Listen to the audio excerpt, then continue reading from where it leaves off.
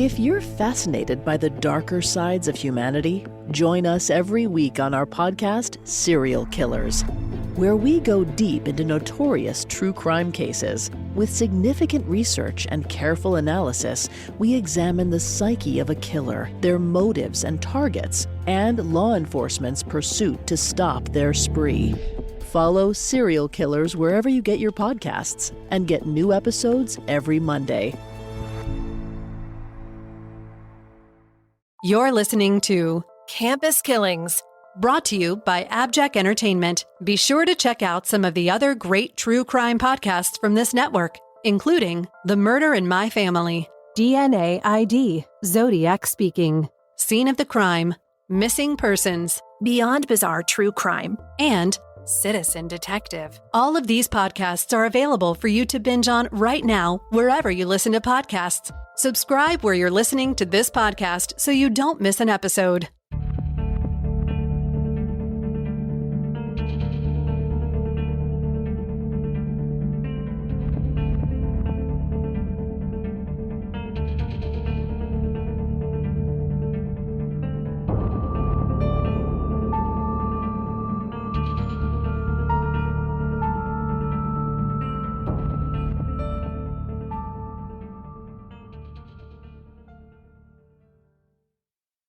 Hi, Amy, and hello, listeners. Today's case was a listener request, so thank you very much to Karen O. for bringing David Bueller's case to our attention. It's our second international case this season. The first one, if you don't recall, was Sophie Elliott. So we enjoy expanding our repertoire a little bit and tackling some of these interesting international stories. As we'll discuss later on, David's case went cold fairly quickly, and we hope that by showcasing it here, we can help spread the word about David's murder and keep his story public. As always, we'd love to know who our listeners think the perpetrator may have been, so please drop us a review or a social media post with your thoughts. But before we get into the mystery of who might have been responsible for this crime, let's begin with a little background about the college where it all happened, the University of Toronto. Founded in 1827, it was originally called King's College and was a religious institution closely aligned with the Church of England. By 1849, the school had severed all ties, though, with the church, and the college was renamed the University of Toronto, or UNT as it's called now. Over the years, the university expanded exponentially, adding a school of practical sciences in the 1870s, an academic publishing house in 1901, and an aerospace observatory in the 1930s. They are responsible for a school of thought known as the Toronto School that encompasses communication theory and literary criticism. They also house the third largest library in North America, beaten out by, do you know who beats them out? Two other schools. I want to say like Penn State or Columbia, Harvard. Ooh, you got one of them. Okay, they're beaten out by Harvard and by Yale. Oh, okay. Yale would have been one of my next guesses. Yeah, good call though. Good guess. And two scientists working in a UNT lab discovered insulin in 1921, creating a stable injectable insulin that revolutionized diabetes treatments. So UNT is credited as the creator of modern insulin injections. Oh. Yeah, I thought that was interesting too, especially as someone who's had to take insulin before. Today, UNT continues to make important discoveries as it's a world-renowned research school with 3 campuses and almost 100,000 students enrolled between their undergrad and grad programs. And while they're ranked second in the world for medical research and have 9 Nobel laureate winners on staff, the part of the university we'll be focusing on today is its robust visual studies department where David Bueller was employed. Hired in 1985, David Bueller was already an accomplished artist and teacher when he joined the staff at UNT. As a contemporary painter, David received his MFA from the Ontario College of Art and was part of the Ontario Art Truck initiative that spent the summer driving through small towns around Ontario to bring art classes to children. So fun. What a cool way to spend your time. I was thinking the same thing, and what a cool way as a child to spend your time. Yeah. David was a natural-born teacher in this work, and he quickly realized that pursuing teaching in higher education was something that he wanted to do. But he was also deeply immersed in his art, and by his early 30s, his large and colorful abstract paintings had been accepted for display in Toronto's prestigious Pollock Gallery. Unfortunately, his work was not popular at the time, and he didn't wind up selling many pieces. His sister recalled that he lived the life of a starving artist, which I've heard before, but this did not deter him from pursuing painting. He made ends meet by teaching night classes to senior citizens who were interested in painting, and he continued placing his work in contemporary galleries. Due to this, he was selected by U of T to advise art history students in painting techniques. So by the early 1990s, David was well known as one of UNT's favorite professors. He was described by his students as one of the most impactful painting professors in the department, and students jockeyed to get seats in his courses. I wish I'd taken painting classes. I just want you to know, because as an adult, You do paint. I do. But you don't need classes. You're good. No, I'm a terrible painter. I started by taking all those paint and sip classes, and now I just kind of sometimes paint on my own and whatnot. I'm not good, but I wish it was kind of a waste. I wish I had done. It's not too late. It is not too late. You're absolutely right. It just makes me wish I had done a little bit more earlier to set myself up, but you're right. But back to David. While David was described as a born teacher by his family, his devoted student following may have also been because David consistently went to up-and-coming art exhibitions to make sure his curriculum was current for his classes. And throughout his teaching, he continued to be an active professional artist, though by 1992, he drastically changed his subject matter. Where his earlier art dealt with bright colors splashed over large canvases, he'd never gained a consumer following. And after becoming a favorite professor for many students of the LGBTQ community, David stopped worrying about painting and instead focused on image. As an out gay man in a time when it was socially unacceptable to be publicly gay, David began using his art as a way to analyze his sexuality. And as he got confident in this new art and it began to take off, his clout in the department grew dramatically. His fellow colleagues often sought him out for advice and wisdom on academic politics. In fact, he became so important to the art department that when the university administration announced it was shutting down the art histories department studio for budget reasons, David stepped in with a proposal that saved the studio and created a new graduate program. So he was really on the rise in both his art and his professional life. So his family and the university community were shocked when David was found dead in his office on a bitterly cold winter day in 2001. And now, a brief word from our sponsors.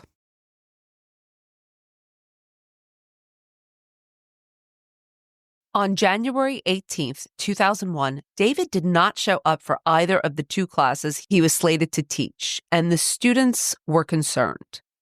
He never canceled class, and he was never late. No, kind of like us. Yeah, I feel like our students would not be as concerned. They'd be like, no, she's always late. Around 6:30 p.m., several students went to his office, but the door was closed, and they got no answer when they knocked. The next morning, around 7 a.m., a cleaning woman opened David's office to vacuum and was horrified to find David lying on the floor, deceased. She immediately alerted the police, who arrived with an investigative team only 10 minutes later. So a quick response here. Mm-hmm. Veteran homicide detective Ken Taylor was in charge of the investigation, and in an interview with Unsolved Mysteries, he explained that at first they believed the case was a suicide. David was found lying on his right side, And Detective Taylor described this scene as very calm, which is interesting. I don't usually hear that. But so calm that a greeting card David had propped up on a filing cabinet was still upright. And that's how they're assessing this calmness. Because and there's signs of a struggle. Things are turned over, knocked over, moved, things of that nature. David's chair, however, was overturned and his computer cord yanked from the wall, but the scene didn't show any other obvious signs of a struggle. However, upon closer investigation, David had stab wounds to his back and torso, clearly indicating that he had not died by suicide. Someone had murdered him. As I hear this and as we're researching and say these things, I'm reminded of other cases where there have been stab wounds, particularly a female case that we covered on Women in Crime, where it was assumed that it was a suicide. Well, it's actually funny you say that because I'm working on a presentation for that very case today because I'm presenting it tomorrow. So I'm assuming you're talking about Ellen Greenberg. I am. And I just thought, yes, the police immediately presumed that this was homicide and immediately presumed, because I think she was a woman, that it was suicide. Lavina Johnson as well is another one who falls there. Well, I'm glad they correctly assumed it in this case. Mm-hmm. Detective Taylor advised his team to luminol the office and every door handle in the art building in hopes that David's killer had left evidence somewhere. They also swabbed the office for any potential DNA and noted that David's printer had been in the process of printing a drawing. But unfortunately for police, the Connaught building where David's office was housed was old and lacked any security cameras. The only one available was on a traffic light near the outside corner of the building, which proved to be unhelpful. Any eyewitnesses? We'll get there, I'm assuming. Yeah, we're going to get there. But with not much to go on, investigators found that they had even less to work with after the forensics came back. There was no DNA at the scene, and absolutely zero blood splatter was picked up from any of the luminol sprayed throughout the building. What? Is it possible he was murdered somewhere else and moved there? I don't think so, but this is interesting, and this would support also a calm scene.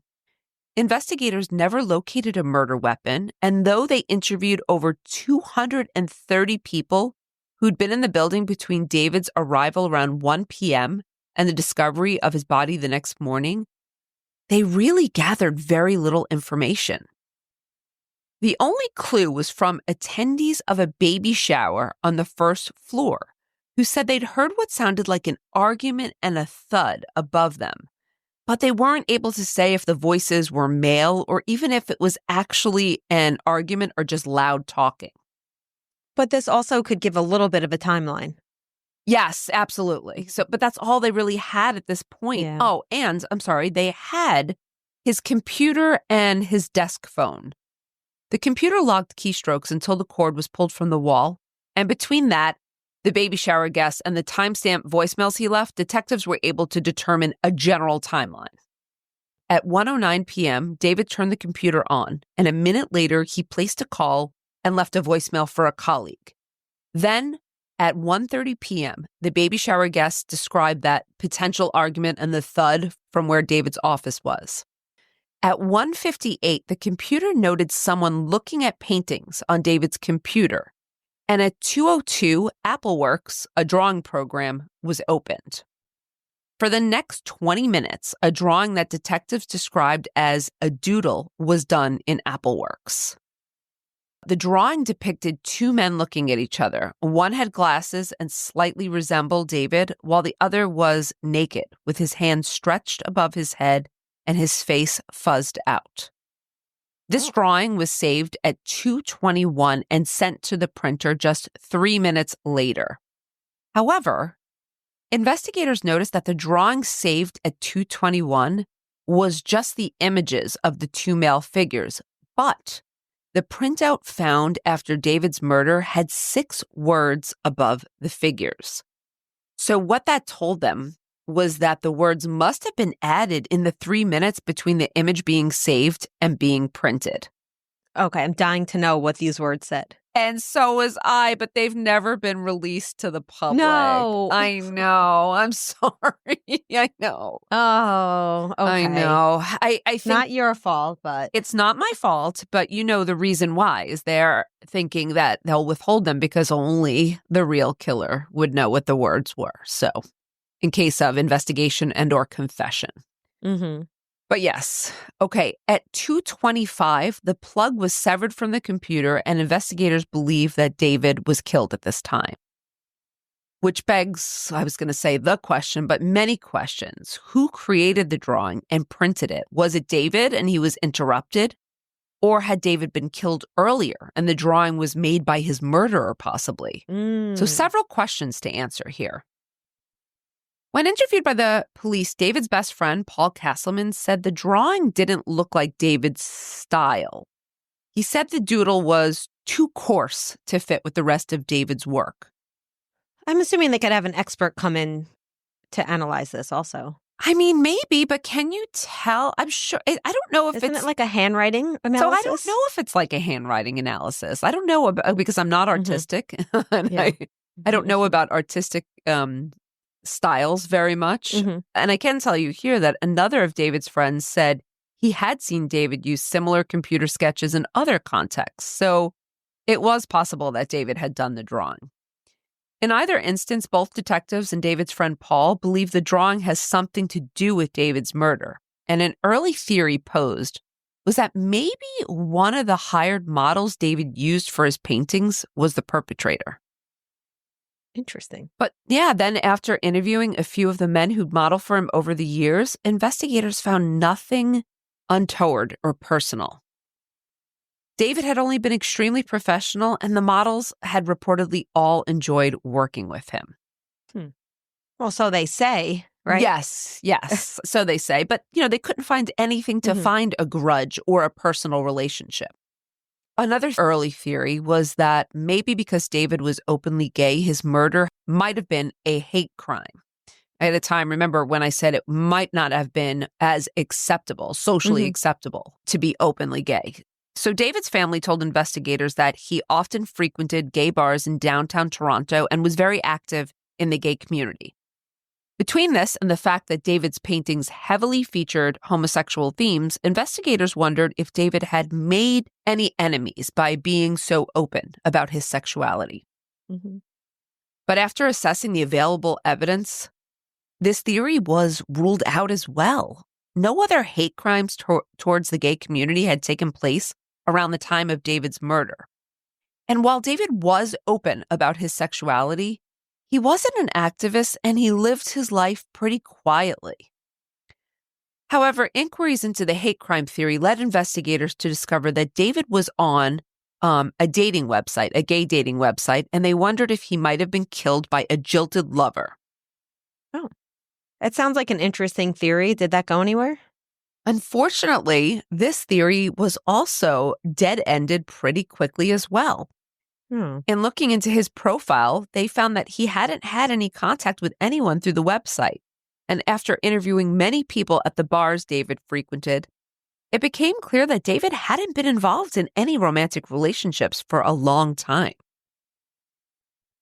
Detective Taylor recalled becoming very frustrated at this point, as the more he learned about David's life, the harder it became to find a potential lead. As he told Unsolved Mysteries, he'd hoped to hear that perhaps David owed someone money or had a drug problem or had made enemies with someone that would have provided a motive and a place to start digging. But unfortunately, David was only ever described as a quiet, kind man who took his art very seriously and who was beloved by his students and family. We'll return after a brief word from our sponsors. I'm sorry if you said this, but was anything missing? Like, could this have been just a robbery gone wrong? It did not appear that anything was missing, and this crime scene was baffling. Aside from the knife wounds proving that someone had stabbed David, nothing about the scene suggested a violent act or a robbery, as you might say. So, I mean, good question that you asked earlier. Was this even the scene? Well, they're pretty sure it had to be because that building was very public and no one saw David leave or re-enter. But how could someone have gotten away so cleanly and left no forensic evidence behind? It's a perfect murder, it sounds like. Well, with no motive from anyone in David's personal life, investigators turned to his professional life, starting with the location of the murder. The Connaught building, where David both had his office and taught most of his classes, was extremely old and described by investigators as maze-like. Essentially, if you didn't know where you were going, it was easy to get lost. And David's office in particular wasn't easy to find unless you knew it was there. So it was hypothesized that the killer had to be familiar with the building in some way. So it seems like it wasn't just a random that these two ran into each other somehow. Yes, no, they surmised that this was not random. And again, the calmness of the crime scene also led investigators to believe that David knew his killer and was likely comfortable around him, which is why no violent struggle, and this makes sense to me as well. Mm-hmm. Since he'd been stabbed in the back part of the shoulder and upper torso, the killer would have had to have been almost on top of him for the angle of the wounds. And David's friend Paul Castleman told investigators that this meant David would only have let someone get that close if he knew them really well. Mm-hmm. Which, I mean, that's what a friend would probably say, or that doesn't necessarily mean that, but I think the evidence at the scene told that same story. I have a hypothesis. Oh, okay. I'll just say one more thing. The door had also not been vandalized, and aside from the computer cord, nothing was out of place, which also seemed to indicate that perhaps he had invited his killer in. So let me hear your hypothesis. I'm wondering if maybe somebody he worked with, he was having a hidden relationship with, maybe somebody who wasn't openly homosexual. That's actually not a bad hypothesis. Let's hold that thought until later, okay? Okay. Investigators also looked at the timing of the killing. While it was incredibly brazen to have committed murder on a busy Thursday afternoon when the building had hundreds of students, faculty, and staff roaming around, it's also possible that this was on purpose. If the killer was not only familiar with the building, but also the schedule of when classes were in session and when they were let out, the sound of hundreds of students getting out of class may have covered any noise during the murder. And who would know that? Only someone who is familiar with classes and a schedule.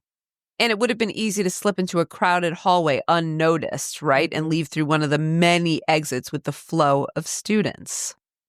And though David was very popular at UNT, investigators found one student who felt differently. I didn't even think that it could have been a student. I don't know why that didn't even occur to me.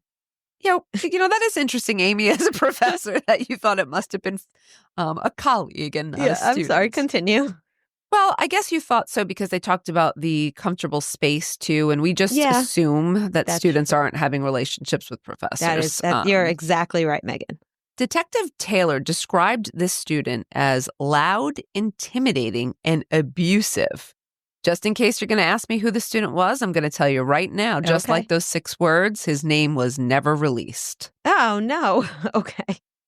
He was allegedly angry that he was being taught by a gay professor, and in an interview with David's sister, she described that in December of 2000, David told her that a student in his class had gotten very angry and stalked around the back of his class with a knife. Ooh. Whoa. And when police made inquiries about the student, he had been seen on the campus the day before David's murder. To add to investigators' suspicions, the student had not been enrolled at UNT in January of 2001, so there really wasn't much reason for him to have been on campus. However, when he was interviewed, he had an explanation and an alibi. He said that he'd been on campus on January 17th because he'd recently had his library privileges revoked, and he'd gone to the library to complain about the situation. I'm not sure why you would do that if you weren't enrolled at the time. That's strange. However, the student also claimed that he was home all day on the afternoon of David's murder. Okay, well, that's easy to check out. Or no, does he live alone? Well, to corroborate it, detectives pulled security footage from a bank near the student's home, and he was seen walking towards his home at around 12:39 p.m. but he never reappeared in the footage again. And so while Detective Taylor admits that it's possible the student could have gone through some neighbors' backyards to avoid being caught on security footage, the only way for the student to get to UNT was to take a taxi or public transportation. Oh. And I'll tell you what, that ride would have been very long. According to the reports, it would have been around an hour and a half. So that would have put him at the school around 2:45 p.m., which was likely after David had been murdered by all other evidence. You said likely. It sounds pretty definite that it would have to be after the timeline. Yeah, I said likely, but yes, Yeah, I would but say it is. based on the evidence, all the other evidence seemed to suggest that it was earlier. Okay. So unfortunately for investigators, this lead was yet another dead end. So investigators at this point had one last angle. And this one is one that you suggested. Did David have any enemies among the faculty? So it's interesting because you suggested a different scenario, and they were thinking enemies. But I appreciate your insight. Well, please tell me that you're going to tell me if I'm right. I'm not going to ruin anything right now. Okay. But I will say, according to David's niece, Karen, when she was asked about potential enemies, it was a difficult idea to comprehend. As I said before, David had a lot of clout in his department, and he had become somewhat of a mentor or advisee even to his fellow professors. And he'd worked at UNT for over 15 years. This is my 15th year, I just realized, as I said that. Oh, that means it's my 13th, right? Oh, yeah, that's right. Yeah. So the possibility that one of his longtime colleagues could have brutally stabbed him was almost unthinkable. But Detective Taylor had to ask, and David's friend Paul Castleman, he didn't believe it was as far-fetched a possibility as David's niece. He claimed that David had confided to him that his relationship with several of his colleagues had become strained in the past few years. Do you know what was going on in the last few years? Was there something in the department, politics? What was going on? I'm not exactly sure what was going on in the department. However, there had been one in particular that he was having an adversarial relationship with. This colleague's name has never been released as well, so they've been really quiet about this. And on the day of David's murder, this particular colleague had been caught in the Connaught building only one floor above David's office. What do you mean caught? Well, I shouldn't say caught. He was. He was found to be. Did he belong there? He had an office there as well? Or like, is it weird that he was there? Yeah, no, it wasn't weird that he was there. And also, he had an alibi. This professor had been doing back-to-back student interviews every 20 minutes during the afternoon of David's murder. Oh. So well accounted for. However, let me just say, Paul Castleman has doubts about this alibi, suggesting that there may have been some students who didn't show up. It was hard to know how exactly which students showed and which students did not. Although I would think that you'd be able to interview all of those students. It doesn't seem like it would be difficult to corroborate that. I don't think so. And it would create, if a student doesn't show up, it would have created a long enough gap for the professor to have murdered David. But Detective Taylor doesn't think so. He interviewed all the other professors in David's department. And while some had agreed that there was some tension between the two, no one believed that there was enough anger or resentment to have led to murder. And there was no other real reports of any anger, hostility, or serious tensions between David and anyone else in the department. Lots of potentials that just get shut down pretty quick. That's exactly right. And once again, this is a dead end and left investigators with nothing. And now, a brief word from our sponsors. A heavy breather on the line, or maybe a hang-up phone call. A cold letter mailed to taunt police or a victim's family. A mean-spirited email meant to inflict pain on its recipient. What do all these things have in common? They're all various modes of communication connected to shocking crimes going back decades. I'm Mike Morford, host of the podcast Killer Communications, and in every episode, I tell the story of a case involving some form of sinister contact, whether it's to a victim, their family, police, or the press. For the senders of these communications, it's bold and brazen. For the recipients, it can be frightening or downright terrifying. And you won't believe just how often it happens. Check out Killer Communications right now everywhere you listen to podcasts, and be sure to subscribe so you don't miss an episode.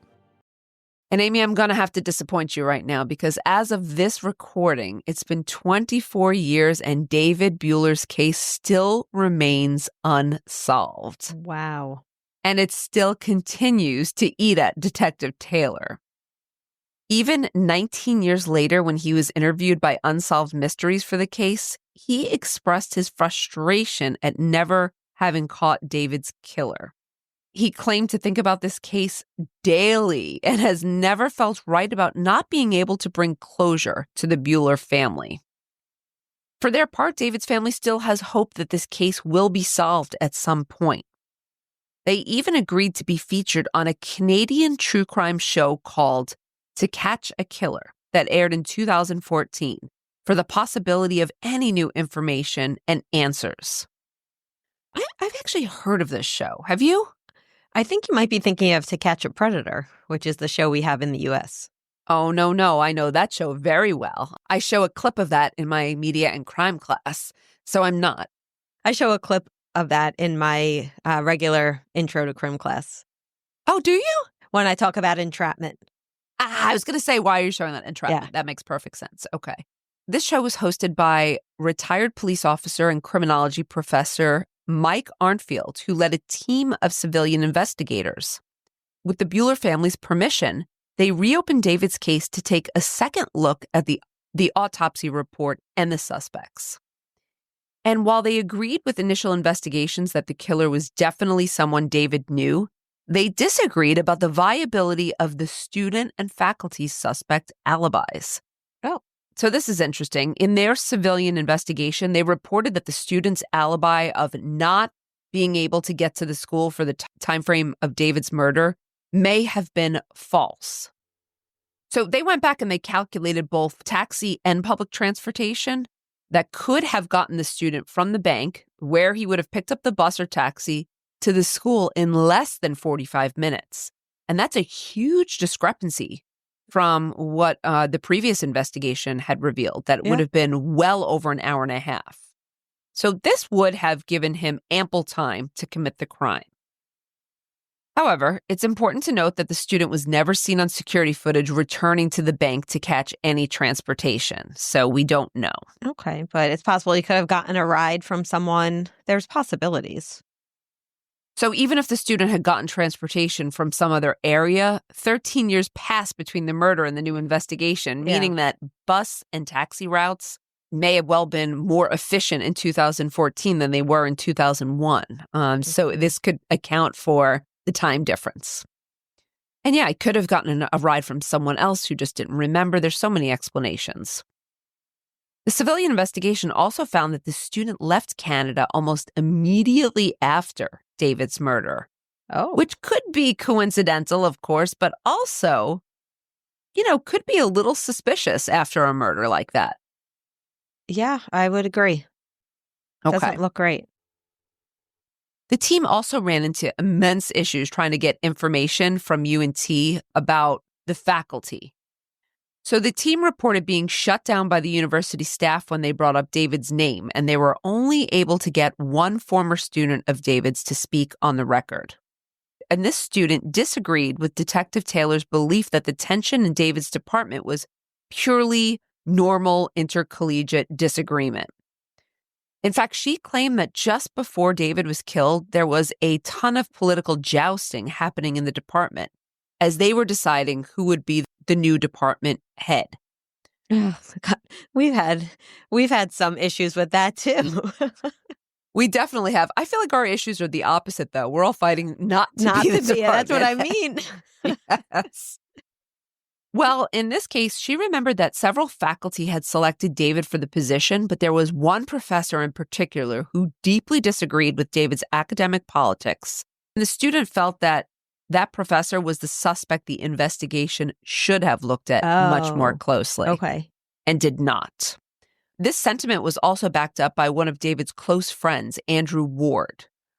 Andrew Ward told the show To Catch a Killer that right before he was murdered, David confided that he'd had serious issues with 2 specific faculty, and Andrew believed they were the most viable suspects. So if you recall earlier, I said it was only real disagreement with 1 faculty member. Well, his friend's saying, no, there were 2. Interestingly, David's other friend, the one I've spoken about throughout this episode, Paul Castleman, also believes that one of David's colleagues was responsible for the murder. The To Catch a Killer team concluded that David was most likely killed by someone he worked with. And it's very possible the original criminal investigators came to the same conclusion, even though no arrests were ever made of university faculty. Without DNA or even circumstantial evidence that pointed definitively at a suspect, there was really nothing detectives could do. Despite being featured on To Catch a Killer in 2014 and Unsolved Mysteries podcast in 2021, no official breaks have been made in David's case. However, his family has made sure to keep David's legacy alive. Every year on the anniversary of his murder, his family returns to the Connaught building to lay a bouquet of flowers and pieces of artwork where his office used to be. They also created the Friends of David Buehler website in an effort to spread the word and keep his story in the media. The website features some of David's artwork, touching tributes and comments from his former students about how he impacted their lives, and information on his case as well. We're going to have a link to it in our show notes if our listeners would like to take a look. David's artwork is also housed at the Center for Canadian Contemporary Art, and his full body of work can be viewed in their online catalog, which we'll also have linked in our show notes. Immediately after his murder, the university hosted a packed memorial for him at the Hart House on campus. And later that year, the university set up a memorial scholarship in David's name to be annually awarded to a graduate student planning to enroll in the Masters of Visual Arts program that David designed. It's nice that the university did so much to help his legacy live on. I agree. I mean, I think he was one of those truly impactful professors. But the unsolved nature of his murder has left a gaping hole in not only the lives of his family and former students, but also the Canadian art community. Paul Castleman stated that David was really just breaking artistic ground when he was murdered in 2001. Had he lived, Paul believes his work would have taken off and become intimate and relevant. Though it's been over 20 years since David's murder, his family and friends still hold out hope that his killer will be found and brought to justice. The unfortunate thing about this case is we see a lot of cold cases get solved when there's DNA available that can be retested. And there's just not, it sounds like without a confession or some other, really to me, it just seems like a confession or someone coming forward with more information. It doesn't seem like DNA is going to be helpful here. There's no evidence to test, right? Yeah, no, the DNA is not going to be what solves this case. Certainly not. It's probably going to be a confession to another party. Maybe a deathbed confession. Sometimes we see that in old cases. Yes, definitely. There could be an eyewitness at some point, but that's also a long shot. So yeah, we would hope for a confession in this case. So what else can our listeners do? Yeah, the good question. Listeners can encourage anyone who might know anything about David's case to contact Toronto Homicide at 416-808-7400 or at homicide@torontopolice.on.ca. Anonymous tips can also be left through Crime Stoppers at 416-222-TIPS or www.22tips.com. Thank you for providing all of those resources. Yeah, absolutely. And we sincerely hope that by showcasing David's case today, we can help spread the word to bring justice and closure to the Buehler family. Before we go today, if you'd like to support Campus Killings, consider subscribing to the show with an AbJack Insider subscription through Apple Podcasts. Your subscription will get you VIP access to all the shows on the network. That not only includes hundreds of episodes of ad-free listening, but also bonus content and early access to episodes. For only $4.99 a month or $49.99 a year, You'll unlock a variety of listener benefits, and you'll be supporting this show in the process. Head over to Apple Podcasts and search for either Campus Killings or AbJack, and you can start your subscription with a free trial. Your support is greatly appreciated. Thank you, everyone, for listening today, and we hope you'll join us on the next episode of Campus Killings. Campus Killings is hosted by Dr. Megan Sachs and Dr. Amy Schlossberg, with research and writing by Abigail Belcastro. It's produced by Mike Morford of AbJack Entertainment. Be sure to follow Campus Killings on social media. You can find Campus Killings on Twitter with the handle @CampusKillings or on Facebook at facebook.com/Campus Killings. You can also visit the show's homepage at campuskillings.com. Be sure to tune in every other Saturday for new episodes of Campus Killings.